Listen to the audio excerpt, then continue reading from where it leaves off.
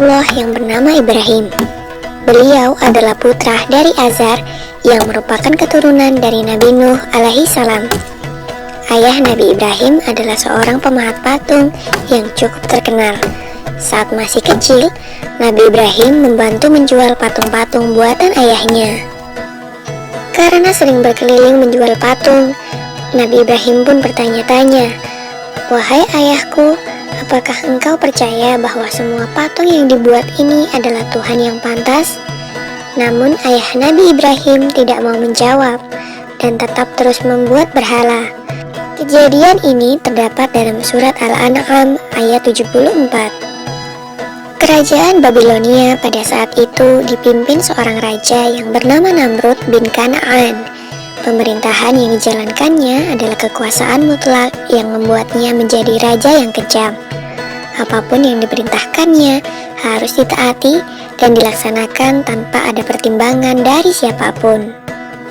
Setelah dewasa, Nabi Ibrahim mulai menyebarkan ajaran Allah Subhanahu wa Ta'ala.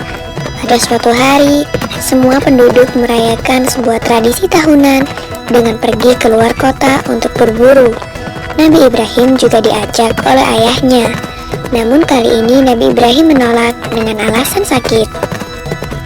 Nabi Ibrahim kemudian pergi untuk menghancurkan patung-patung berhala yang berada di tempat ibadah dengan menggunakan sebuah kapak. Semua patung-patung berhala itu dihancurkan tanpa ada yang tersisa kecuali patung yang paling besar. Nabi Ibrahim lalu meletakkan kapaknya di depan patung tersebut. Ketika para penduduk kembali, mereka sangat terkejut melihat patung sesembahannya hancur berkeping-keping. Mereka akhirnya mencurigai seseorang yang tidak ikut dalam acara perayaan. Dipanggillah Nabi Ibrahim untuk diadili, yang disaksikan oleh seluruh penduduk Babilonia. Dalam keadaan ini, Nabi Ibrahim mulai berdakwah secara terang-terangan. Dalam pengadilan itu, terjadilah percakapan antara Nabi Ibrahim dan Raja Namrud. Diawali dengan Raja Namrud yang bertanya kepada Nabi Ibrahim, "Siapakah yang menghancurkan patung-patung ini?"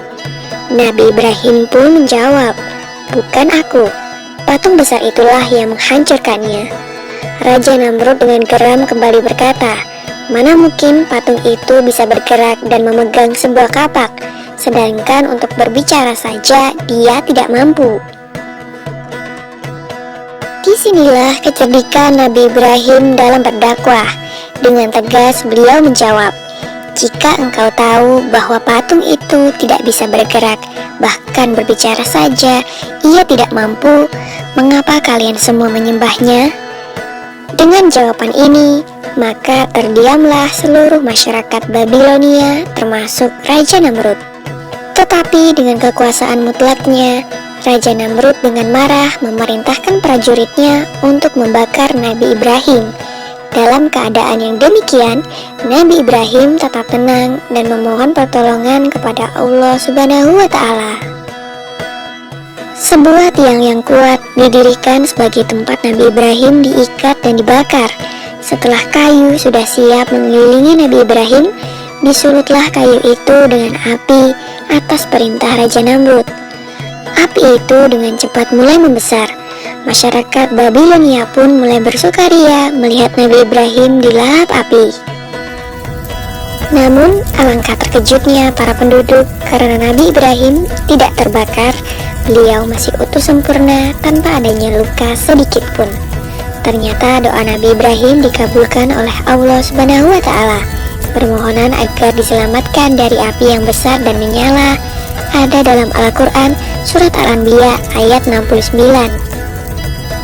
Maka selamatlah Nabi Ibrahim dari kobaran api yang amat besar, sehingga penduduk menjadi takjub terhadap mukjizat Nabi Ibrahim.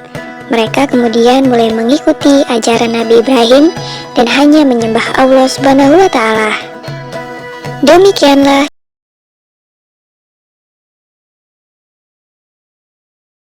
Sarah melahirkan seorang anak laki-laki yang dinamakan Ishak, dan Hajar melahirkan anak laki-laki juga yang bernama Ismail. Sarah merasa kurang senang hidup bersama Hajar. Berkali-kali ia meminta kepada suaminya agar Hajar dan anaknya dipindahkan ke tempat lain. Akan tetapi, Nabi Ibrahim tidak segera menurutinya. Barulah setelah menerima perintah dari Allah, Nabi Ibrahim mengajak Hajar dan Ismail pindah ke Mekah.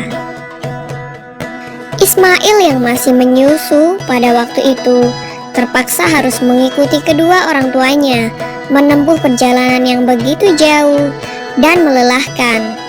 Hajar dan Ismail ditempatkan di daerah padang pasir yang tandus, sunyi, dan terik matahari yang menyengat kulit.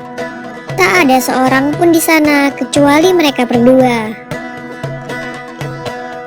Setelah beberapa tahun Nabi Ibrahim alaihissalam meninggalkan anak dan istrinya itu, ia pun merasa rindu. Beberapa kali ia mengirim utusan untuk melihat keadaan anak dan istrinya itu. Dan ketika utusannya mengatakan bahwa anak dan istrinya dalam keadaan yang baik-baik saja, Nabi Ibrahim pun merasa lega.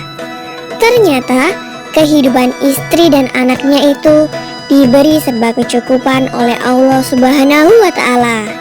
Hajar dan Ismail dianggap sebagai pemilik dan pemimpin di Mekah karena mereka berdualah yang pertama kali menetap dan bertempat tinggal di sana. Demikianlah Nabi Ibrahim tidak dapat menahan kerinduannya.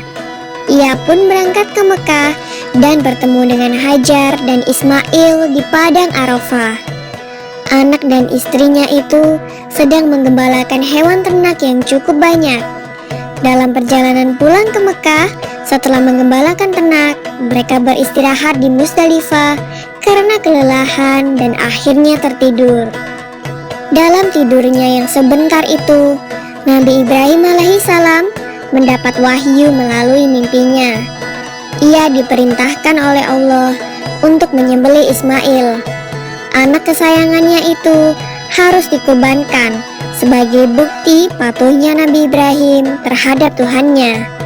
Seketika itu juga Nabi Ibrahim terkejut dan berdebar-debar. Tampak begitu beratnya ujian kali ini. Ia pun akhirnya menguatkan hati demi rasa cintanya yang lebih besar kepada Allah Subhanahu wa Ta'ala. Ia juga pada akhirnya memberitahukan mimpi itu kepada Ismail. Wahai anakku Ismail, dalam mimpi aku diperintahkan oleh Allah untuk menyerahkanmu sebagai kurban dan aku harus menyembelihmu. Bagaimana pendapatmu wahai anakku? Kata Nabi Ibrahim. Ismail pun menjawab, wahai ayah, sekiranya itu perintah Allah, maka laksanakanlah apa yang telah diperintahkannya kepadamu. Aku akan tetap sabar dan ikhlas menerima cobaan ini. Dikisahkan iblis berusaha merintangi perintah Allah kepada Nabi Ibrahim. Berkali-kali iblis membujuk Nabi Ibrahim agar tidak melaksanakan perintah itu. Namun Nabi Ibrahim tetap melaksanakan perintah Allah, dan godaan iblis yang begitu dahsyatnya tak akan mampu meruntuhkan ketaatan Nabi Ibrahim kepada Allah. Nabi Ibrahim membawa Ismail ke atas bukit. Di sana, Ismail mengenakan kain penutup mata dan pedang tajam pun sudah dipersiapkan. Ketika pedang itu sudah berada di leher Ismail, tiba-tiba tubuh Ismail pun diganti dengan seekor kambing yang gemuk oleh malaikat Jibril. Dengan demikian, selamatlah Ismail dari penyembelihan. Allah Subhanahu wa Ta'ala berfirman kepada Nabi Ibrahim, hai Ibrahim, kau sudah melaksanakan perintahku dengan ikhlas. Sebagai gantinya, aku berikan binatang ternak untuk disembelih. Ini adalah cobaan besar bagimu. Peristiwa itu terjadi pada tanggal 10 Dzulhijjah di Mina, dan sampai sekarang dirayakan seluruh umat muslim sebagai hari raya Idul Adha. Dan umat Islam yang melaksanakan ibadah haji juga dapat melakukan kurban di Mina sebagai penghormatan atas Nabi Ibrahim alaihissalam. Demikian kisah Nabi Ibrahim alaihissalam. Semoga kisah ini dapat mempertebal iman kita kepada Allah Subhanahu wa Ta'ala. Amin ya Robbal 'Alamin.